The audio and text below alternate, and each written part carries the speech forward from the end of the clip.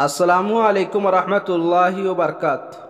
नाजरीन, अल्लाह ताला उर्दुगान साहब का हामी व नासिर हो। इस साल रजब तैयब उर्दुगान को इंतखाब जीतना क्यों ज़रूरी है। 10 साल से तुर्की में मुकीम एक भाई ने अपनी आंखों से देखकर जो ख्यालात का इजहार किया, ये सुनकर आप भी रोने और सोचने पर मजबूर हो जाएंगे। इन्होंने कहा कि तुर्की में 14 मई का सूरज उम्मीद और खौफ के मिले जुले एहसासात के साथ तुलो हुआ है। 10 साल तुर्की में रहा हो, 3 बार इंतखाबात का करीब से मुशाहदा कर चुका हो। पहली बार इतना जोश और खरोश और इस्तराबी कैफियत आवाम में देख रहा हो। वजह इस बार इंतखाबात की तारीख की अहमियत है। ये आइन उस वक्त हो रही है जिस वक्त तुर्की मुआहदा लवाजान से निकल रहा है। ये वही साल है जिसका उर्दुगान पिछले 20 साल से मुंतजिर था। आपका और आपकी पार्टी का एक ही नारा था कि हमारा हदफ 2023 है। कई कोलिगेस से ऑडियो कॉल पे बातें हो रही थी। अक्सर पूरी रात नहीं सोए एक ही बात करते हैं कि सख्त दबाव की वजह से रब के आगे सरबसुजूद है, क्योंकि उस बार इंतखाबात का मारिका ज्यादा लग रहा है। एक ही शख्स के खिलाफ बैरूनी और अंदरूनी कुव्वतों का इत्तेहाद है। मुखालिफिन काफी हद तक अपना इंतखाबी प्रोपेगेंडा नौजवान नस्ल को पहुंचाने में कामयाब हो गए हैं, जिसका मरकजी ख्याल ये है कि उर्दुगान ने तुर्की को सीरिया,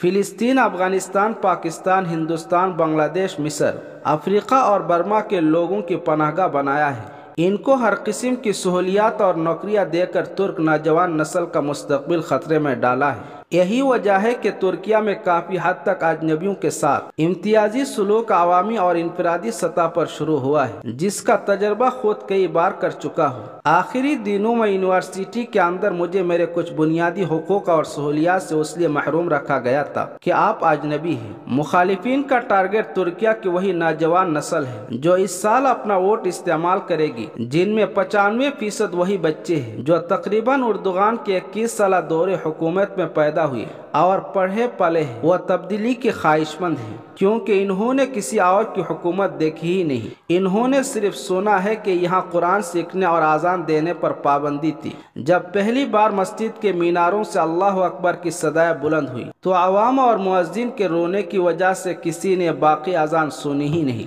बच्चों को कुरान घरों के तहखानों या देहातों में गारों में सिखाया जाता था। आज एक कोलीग रो रही थी कि मैं बच्चों को बता रही थी कि आप लोग तब्दीली चाहते हैं, लेकिन आपको क्या पता कि आपकी माँ हिजाब में घर से नहीं निकल सकती थी। ये सेकुलर मर्द और खवातीन, फौजी और पुलिस उसे गलियों बाजारों में घसीटते थे। नौकरी तो दूर की बात है कि आपकी बहन के लिए स्कूल, कॉलेज और यूनिवर्सिटी के दरवाजे बंद थे, क्योंकि उसके सर पर हिजाब था। फिर रोते हुए कहा कि डॉक्टर साहब, आपकी राय क्या है, हम जीत जाएंगे।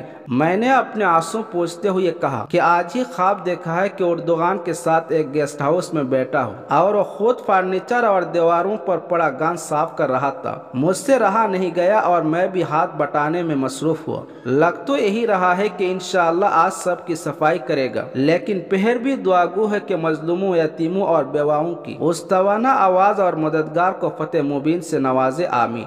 नाजरीन, इस ताल्लुक से आपकी क्या राय जरूर कमेंट में शेयर करें। शुक्रिया, वस्सलाम।